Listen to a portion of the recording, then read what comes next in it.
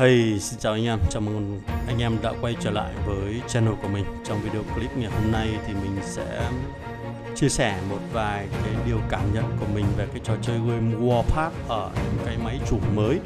Cụ thể là cái máy chủ S55 mà anh em đang được nhìn thấy đây. Thì đây là một trong số những cái... Hey, xin chào anh em, chào mừng anh em đã quay trở lại với channel của mình. Trong video clip ngày hôm nay thì mình sẽ chia sẻ một vài cái điều cảm nhận của mình về cái trò chơi game Warpath ở những cái máy chủ mới, ví dụ như S55 trở đi. Ok. Rồi, tại sao mình lại có cái series video ngày hôm nay? Đó là có một bạn ở trên Discord đã mong muốn nhờ mình vào cái account của bạn đó ở cái chủ S55 để review hoặc là đưa ra một vài cái lời khuyên cho bạn đó. Thế thì sau khi mà mình đã đăng nhập vào cái account này thì mình có quan sát về cái thành phố mà bạn ấy đang chơi, thì mình thấy có một vài cái điều cảm nghĩ nó khá là buồn. Cũng không biết là buồn hay là vui nữa, nhưng mà cảm nhận của mình thấy là nó buồn. Và mình nhìn thấy rằng là những cái máy chủ mở về sau này thì cái lượng người chơi nó khá là khiêm tốn. Rồi, trước tiên thì nói qua về cái S55 trước, là mình cũng có một vài cái video clip về S55 rồi. Có cái video clip gần đây nhất là liên quan đến cái làm thế nào để nâng cấp được lực chiến lên 2,7 triệu trong 7 ngày đầu tiên. Cũng là một cái tài khoản ở S55 người ta chia sẻ. Rồi, thì hiện tại là S55 đang diễn ra ở các máy chủ, các thành phố cấp 1. Và cái tài khoản mà mình đã mượn được thì nằm ở thành phố có tên là Turin. Thì chúng ta sẽ cùng xem tại sao lại có cái điều đáng buồn như thế này. Thì đây là toàn cảnh cái thành phố Turin mà anh em đang được nhìn xem. Và cái liên minh mà mình đang đồn trú có tên là G này, là một liên minh hầu như là làm chủ cả cái thành phố này, và không có lấy bất kỳ một cái liên minh nào khác, một cái căn cứ rồi một cái bộ tư lệnh nào khác của các liên minh khác xây dựng lên. Và toàn bộ ở đây có thể thấy là chỉ có mỗi một mình liên minh G này xuất hiện, xây dựng, phát triển và thu thập người chơi. Thậm chí là cái số lượng người chơi, chúng ta nhìn thấy số lượng người chơi cũng khá là khiêm tốn. Như vậy rằng là gì? Những người chơi mà chúng ta chơi về các cái thành phố về sau của những cái máy chủ mới thì lượng người chơi càng ngày càng ít, thậm chí nó còn rải rác. Đó. Cái thứ hai là sự cạnh tranh của nó sẽ không có, tức là sự hấp dẫn của nó sẽ không có. Thay vào đó là chỉ ăn rồi đi xây rồi đi farm. Đó cũng là một cái điểm, ưu điểm để chúng ta có thể có được cái lực chiến nó cao, đồng thời chúng ta có thể đua tranh các cái cuộc đua ở vinh dự thành phố hoặc là tranh hùng quyết đấu nó dễ dàng hơn. Như thế này, nếu như chúng ta là một người chơi có đầu tư về tiền bạc thì có lẽ là những cái thành phố về sau chúng ta sẽ thấy nó dễ thở hơn so với những cái thành phố về trước đó. Ok. Rồi, mình có thể show cho anh em xem về cái liên minh này. Bạn Senaco này cũng không định làm chủ liên minh đâu, cũng không định làm R5 đâu, nhưng mà theo các bạn chia sẻ là do R5 cũ của cái liên minh này nó offline, hoặc là đã bỏ liên minh để đi đến một máy chủ khác hoặc là một cái thành phố khác để chơi lại, bởi vì chắc là buồn chán quá. Tổng số thành viên của liên minh mới có 50 người, 50 trên 86 người, tức là trong thành phố này thôi thì mình nghĩ là nó có một cái con số lượng người chơi nó khá là ít. Rồi, thành viên ở đây chúng ta sẽ xem là cái mức độ online của các thành viên này như thế nào. Một người đã offline được một ngày rồi. Đấy. Tiếp tục là những cái thành viên khác xem nào. Đó. Thành viên có rank 1 là offline rất là nhiều, từ 31 tháng 5 hoặc là mùng 3 tháng 6, 30 tháng 5, mùng 1 tháng 6. Ok. Đấy. Và lực chiến cũng khá là khiêm tốn. Đấy. Rồi những thành viên rank 0 này thì còn offline nhiều hơn, lâu hơn nữa. Sở dĩ có lẽ là không muốn kích những cái tài khoản này ra khỏi liên minh, bởi vì nếu như kích xong thì chúng ta nhiều khi thì chúng ta không xây dựng được. Rất là buồn.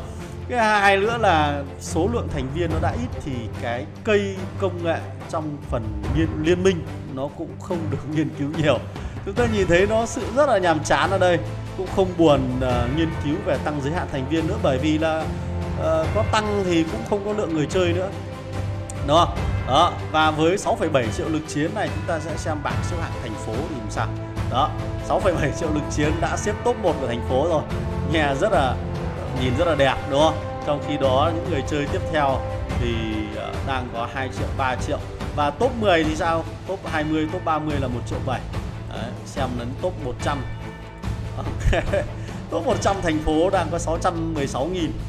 616.000 thì như thế này thì anh em chơi một ngày là đã đủ 616.000 rồi, đúng không? Đó, nghe rất là chán nhỉ. Rồi, bảng tiêu diệt thì sao? Bạn Senaco này cũng vậy, tiêu diệt là 13.000. Chắc là đi đánh lính ở trên bản đồ, đánh những cái đơn vị mà nó rơi rớt lại trên bản đồ thì phải. Cũng đâu đó có lính 7, lính 8. Ok, ngoài ra thì không còn nhiều. Lính 5, lính 6 là cũng được 3.500 và 5.000 rồi.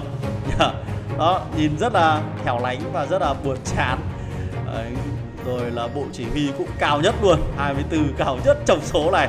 Mình hỏi là mình có đưa ra lời khuyên cho bạn Senaco Secano này là tại sao không nghiên cứu cái công nghệ máy tính ở trong phần cây công nghiệp để có thể giúp nghiên cứu các mục khác nó nhanh hơn. Thì bạn bảo bạn chưa nâng được nhà chính, thì mình lại khuyên bạn nâng nhà chính lên, thì bạn ấy bảo là em soi bảng xếp hạng thì có mỗi em là cao nhất là 24 thôi, còn dưới thì cái lẹt đẹt 20, 21. Đây nhiều khả năng là ác phụ của những ai đó nữa cơ, chứ cũng không phải là người chơi chính. Đó. Thế nên là mình nghe xong thấy mình cũng giật mình, đây cũng có thể là một cái loại content mà mình có thể khai thác được, và đã mượn bạn đó cái account này.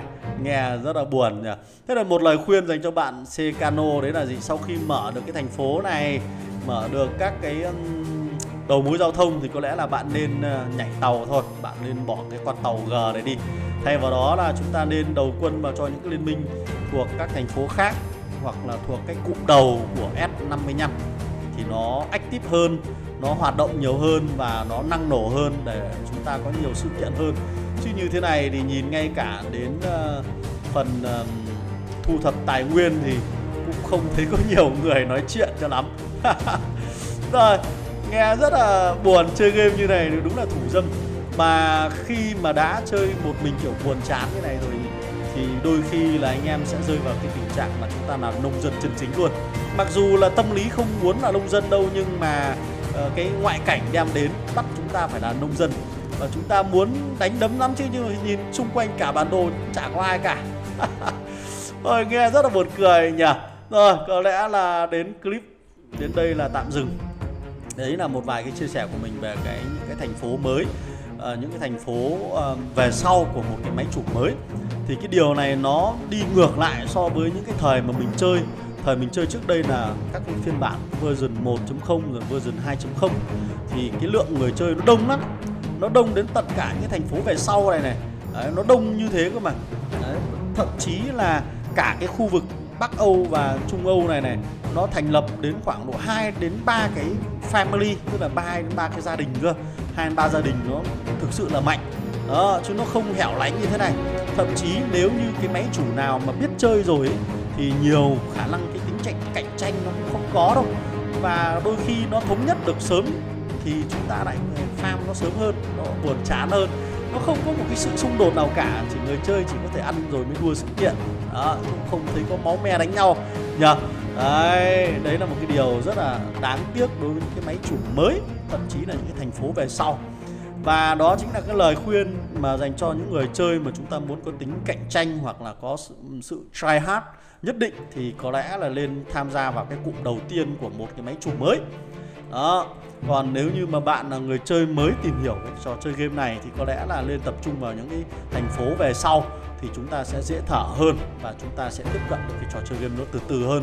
Thậm chí là đâu đó chúng ta còn được top 1 của thành phố, nghe nó rất là bình dị. Ok. Và sau khi mà chiếm được cái bộ tư lệnh hoặc là bộ chỉ huy chiến đấu này, bộ chỉ huy lực lượng chiến đấu này, bạn thậm chí còn được làm cái tư lệnh tối cao của một cái thành phố, nghe rất là hay.